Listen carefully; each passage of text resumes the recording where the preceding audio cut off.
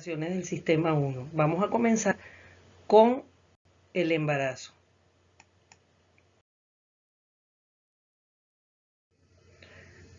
El embarazo, como sabemos, es el proceso que va desde la concepción, donde se va a unir el espermatozoide con el óvulo fecundado para dar lugar a un nuevo ser.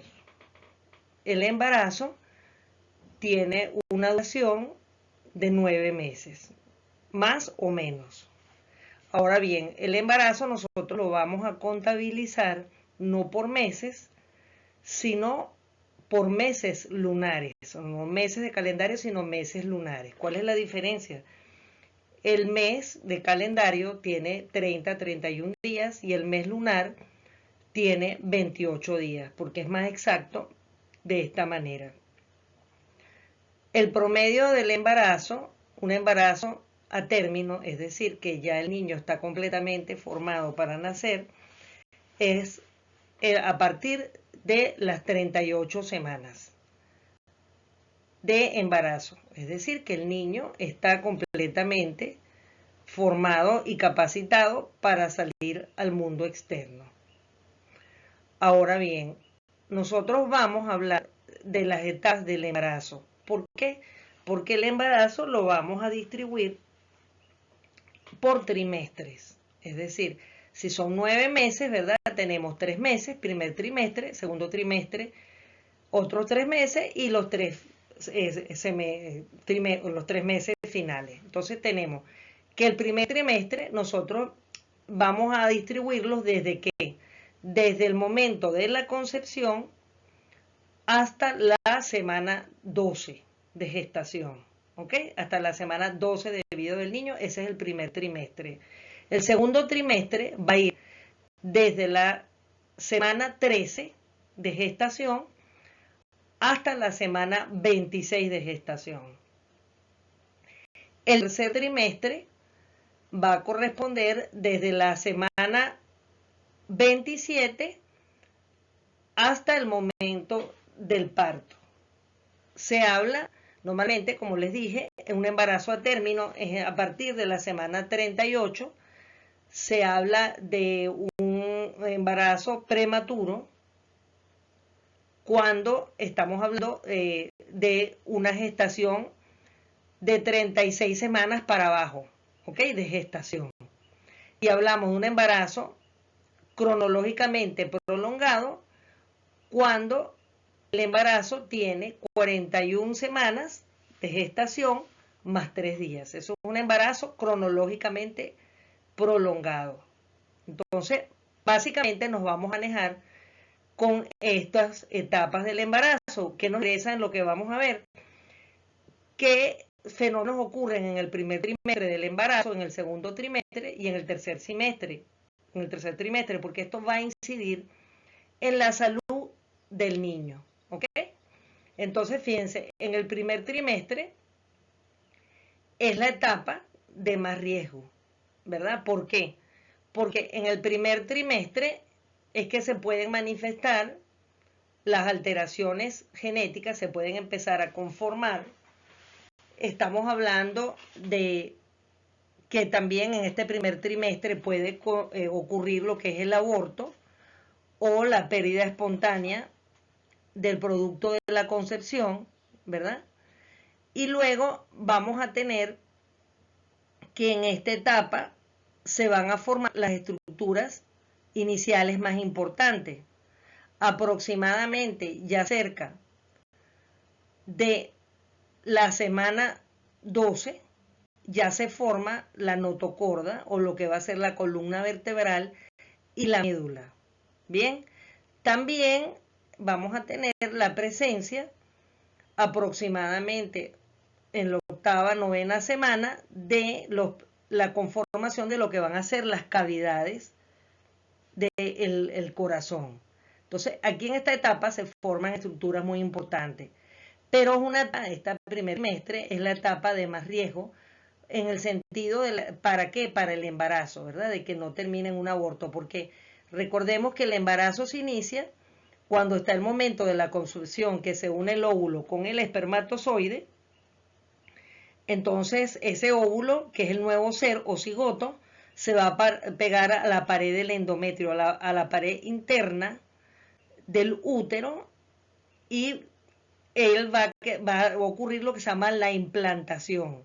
Es decir, él se va a pegar allí ese óvulo para crecer, desarrollarse y nutrirse.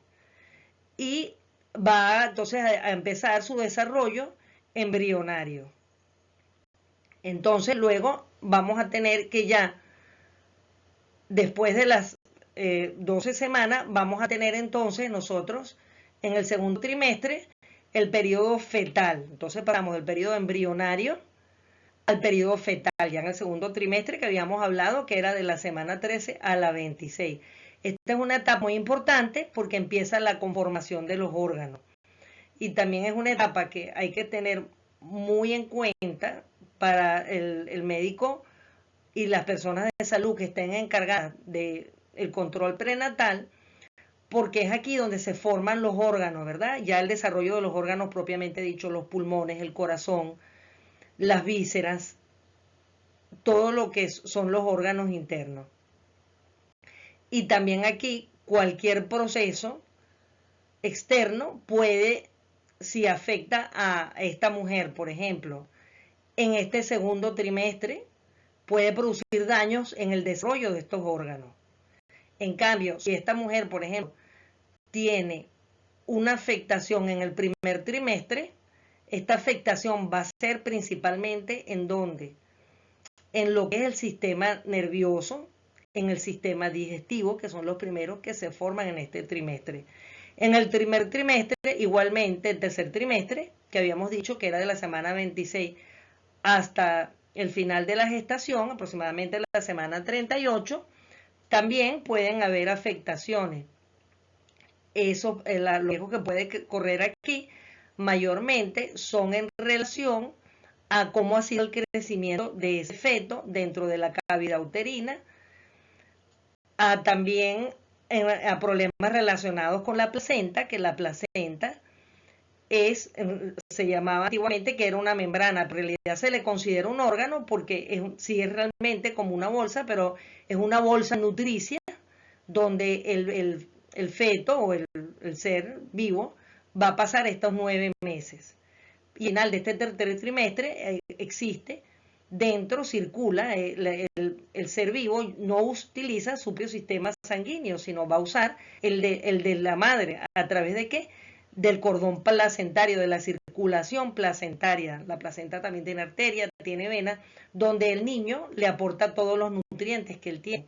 El peligro en esta etapa, por ejemplo, es el exceso de líquido que puede haber dentro de la placenta, y este líquido, por supuesto, genera una presión hidrostática que puede comprimir al feto, o bien la escasez de este líquido, el cual pudiera llevar a que el niño muera de inanición, es decir, se esté desnutrido porque no está recibiendo los nutrientes a través de ese líquido amniótico que le aporta la madre.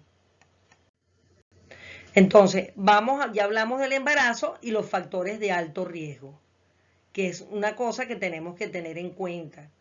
Entonces, los factores de alto riesgo, adolescentes embarazadas, con edad ginecológica menor a los 2 años.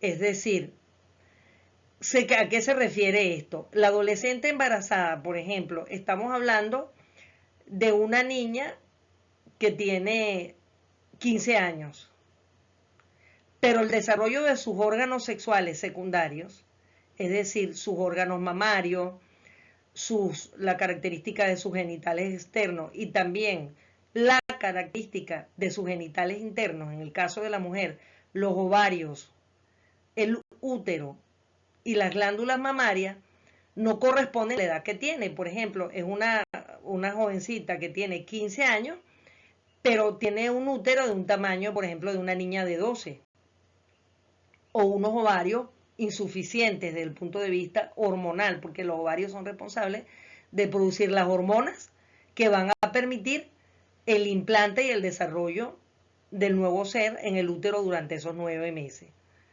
Entonces, unos factores de alto riesgo son estos, y en general se habla de un embarazo de alto riesgo a todo embarazo en menores de 15 años, o sea, de 15 años para abajo. Eso es un embarazo de alto riesgo por lo que estamos mencionando. También hablamos, otro factor de riesgo es la primigesta añosa.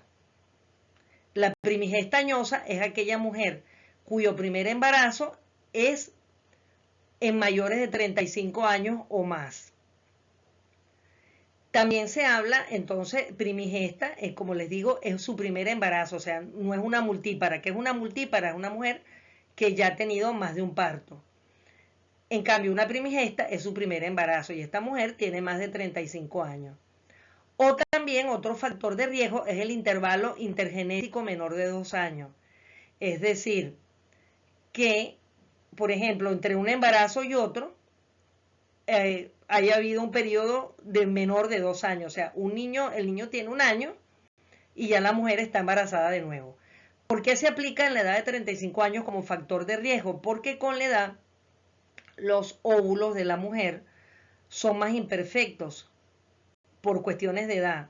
Eventualmente, claro, eso tiene que ver con la genética y con los casos particulares. Pero ¿qué ocurre?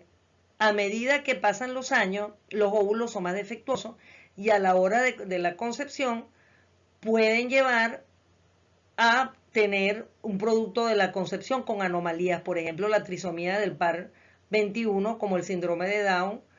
Otro tipo, por ejemplo, se ha relacionado también con algunos niños de espectro autista, etc.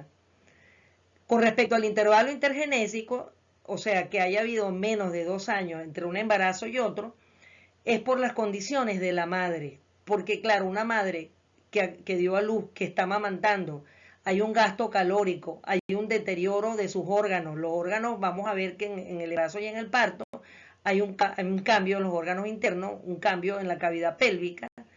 Entonces todavía esa mujer está en fase de recuperación, no ha cumplido esa fase y entonces está con una nueva gestación. Por eso se considera un factor de riesgo. La multigravidez se refiere a mujeres que tienen muchos hijos, o sea, la multiparidad. ¿Ves? Entonces ahí estamos hablando, esas mujeres, por ejemplo, no solamente que tienen hijos en periodos menores de 2 años, sino que tienen, por ejemplo, más de 5, 6 hijos. Yo he conocido casos, mujeres personalmente hasta de 16 hijos. Entonces, eso que ocurre, que cada embarazo hay un deterioro de los órganos internos de la mujer y eso favorece cualquier problema que pueda haber en el embarazo y en el parto. Los abortos también, ¿por qué? Porque en el aborto, bien sea espontáneo o provocado, hay un proceso inflamatorio agudo dentro del útero, o sea, en el endometrio, entonces también hay un deterioro. Entonces, claro, no es un útero que está indemne, o sea, que no tiene ninguna lesión, sino que de alguna manera ya ha tenido algún tipo de lesión y ahí pueden quedar cicatrices, etcétera, que en algún momento eso puede afectar el curso del embarazo. También tenemos la preeclampsia o eclampsia, que es una hipertensión que se presenta en el embarazo por razones inmunológicas, las cuales no totalmente están establecidas. Se ve un patrón, por ejemplo, en algunas familias, no tiene que ver con una causa específica de peso, talla o edad, pero esta hipertensión va a producir un daño renal y un daño neurológico, porque claro, si hay una hipertensión, significa que las arterias disminuyen su radio, hay menos nutrientes que llegan al niño. Entonces, esto es una de las causas principales a nivel mundial, particularmente aquí en Venezuela, de la mortalidad materno-fetal, es decir, la mortalidad de la madre o del niño en el parto. También tenemos la hemorragia en la segunda mitad del embarazo. ¿Se acuerdan que habíamos hablado del segundo trimestre del embarazo y el tercer trimestre? Entonces, en el segundo trimestre, ¿qué ocurrir? Una hemorragia en la segunda mitad del embarazo se refiere a aquellos casos particulares que pueden ser por causa de traumatismo, por infecciones, por procesos inflamatorios, donde la placenta, donde se encuentra el feto, se ve afectada. Entonces puede haber incluso un desprendimiento de la placenta, es decir, la placenta deja de estar adherida a la pared uterina y simplemente ocurre un aborto espontáneo si no se trata a tiempo. Otro problema que puede haber, una hemorragia de la segunda mitad, que hay una placenta previa. Es decir, la placenta tiene una implantación. ¿Se acuerdan que yo les hablé que la implantación era que el óvulo, el cigoto se pegaba a la pared uterina? Ella se tiene que adherir a la parte media superior del útero, pero hay casos que por alguna causa la implantación de ese cigoto es baja, es decir, está cerca del cuello uterino, que está abajo, y eso hace que cuando el niño va creciendo, ¿se acuerdan que hablamos que en el segundo trimestre ya aparecían los órganos? Entonces el niño va ganando peso, y ese peso va a hacer que se produzca por gravedad una presión hacia lo que es el cuello uterino. Pero si ahí hay la placenta está ubicada allí, puede producir la expulsión de la placenta, entonces eso produce una hemorragia. Otros factores de riesgo, que en realidad estos factores de riesgo de aquí tienen que ver con todo lo que les acabo de mencionar: malformaciones congénitas, muerte fetal, es decir, la muerte fetal es lo que produce lo que se llama mortinato.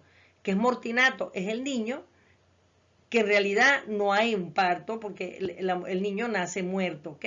La muerte fetal puede ocurrir, por ejemplo, en aquellos casos. ¿Se acuerdan que les hablé en la lámina anterior de lo que podía ocurrir en el tercer trimestre? Que hubiese poco líquido en la placenta. Ese caso se llama, por ejemplo, oligoamnios, es decir, escasez de líquido amniótico. Entonces el niño muere por desnutrición, ¿ok? El niño muere por desnutrición. O bien poliamnios, es decir, hay demasiado líquido amniótico en esa placenta que prácticamente presiona los órganos del niño y lo destruye. O otras causas, muchas veces idiopáticas o no conocidas. Otro factor de riesgo, de alto riesgo del embarazo, es la prematurez. O sea, por alguna causa, por ejemplo, este niño, vamos a hablar del caso de la mujer preeclámsica con preeclampsia. Normalmente lo indicado en estos casos, para la única manera de controlar la preeclampsia en la madre, es la expulsión del feto. ¿Por qué? Porque les acabo de mencionar que esto es un problema inmunológico, donde la madre que tiene preeclampsia va a ser atacada por anticuerpos producidos por el feto, y es lo que lleva a esta enfermedad, la preeclampsia.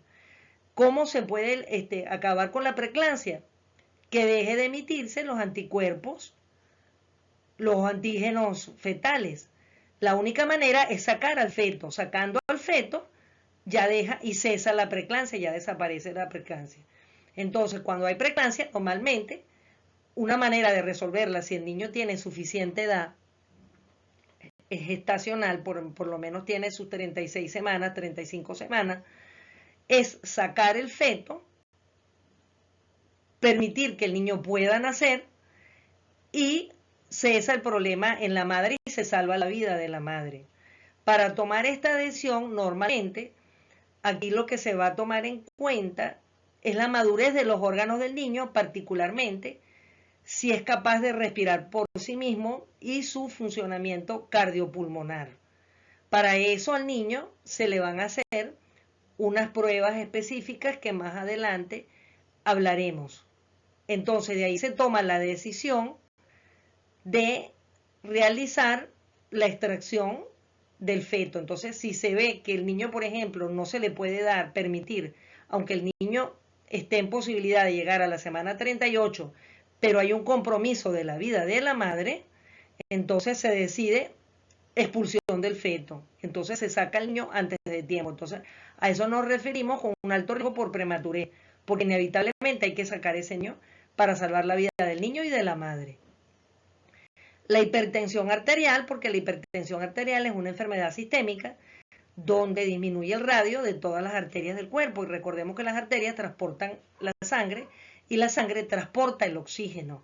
Y el oxígeno es indispensable para la vida. Entonces, una madre hipertensa provoca que al niño le llegue menos oxígeno. Cuando hablamos de la diabetes mellitus, en la diabetes vamos a tener que por parte de la madre hay una imposibilidad de utilizar la glucosa dentro de sus órganos, por lo cual estos niveles de glucosa suben en sangre y producen un trastorno metabólico que puede llevar tanto al compromiso de la vida de la madre como del feto. Este es un tema que no quiero desarrollarles ahorita porque ustedes van a ver en otro trayecto los temas metabólicos en fisiología del ejercicio. Luego tenemos las cardiopatías congénitas, es decir, el niño que ya viene con un defecto a nivel de la estructura normalmente anatómica de su corazón, por ejemplo, valvulopatías como estenosis o insuficiencias valvulares, aórticas, pulmonares, mitrales, tricuspidia, la ausencia de uno de los grandes vasos, es decir, de la aorta, de la cava, etc. O también comunicaciones interauriculares, comunicaciones interventriculares, anomalías anatómicas, tanto en el corazón como en los grandes vasos. Entonces, eso también es una causa de alto riesgo. Si sabemos, para eso, gracias a Dios, hoy en día existe la tecnología para detectar estos factores a tiempo. Luego tenemos la neuropatía, ¿verdad? Que el niño venga, eso lo vamos a ver próximamente, un niño, por ejemplo, que vaya a desarrollar hidrocefalia, mielomeningocele, etc.